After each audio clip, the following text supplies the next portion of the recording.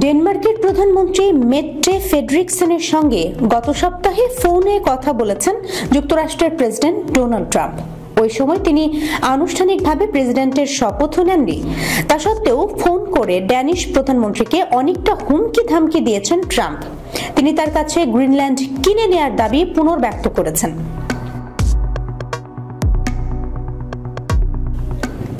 British সংবাদ মাধ্যম financial টাইমসকে শনিবার কয়েকজন বর্তমান ও সাবেক ইউরোপীয় কর্মকর্তা এ তথ্য জানিয়েছেন।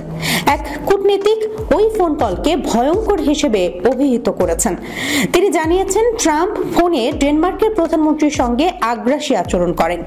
কেন তিনি গ্রিনল্যান্ডকে বিক্রি করবেন না সে ব্যাপারে তাকে জোর করেন। এক কূটনীতিক আরও বলেছেন, ট্রাম্প নিজের কথার উপর অটল ছিলেন।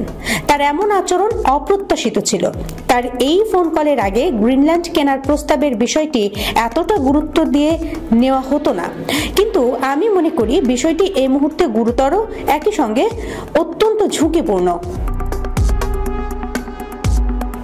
অপর এক কর্মকর্তা বলেছেন, যুক্তরাষ্ট্রের উদ্দেশ্য খুবই স্পষ্ট, তারা গ্রিনল্যান্ড চায়। ডেনমার্কের কর্মকর্তারা এ নিয়ে খুবই ঝামেলায় আছে, দ্বিধাদ্বন্দ্বে আছে। ডেনমার্কের সাবেক এক কর্মকর্তা বলেছেন, এ দুজনের আলোচনা খুবই উত্তপ্ত ছিল। ট্রাম্প ডেনমার্কের বিরুদ্ধে নির্দিষ্ট কিছু পদক্ষেপ নেয়ার হুমকি দিয়েছেন, যার মধ্যে আছে শুল্ক বৃদ্ধি করা। 4 সপ্তাহ আগে ট্রাম্প জানান, নিজেদের অর্থনৈতিক নিরাপত্তার জন্য গ্রিনল্যান্ড তাদের প্রয়োজন।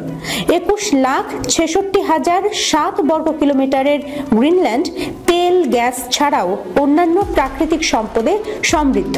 এটি ডেনমার্কের একটি স্বায়ত্তশাসিত অঞ্চল। যদিও পররাষ্ট্রনীতি এবং প্রতিরক্ষার জন্য অঞ্চলটি ডেনমার্কের উপর নির্ভরশীল।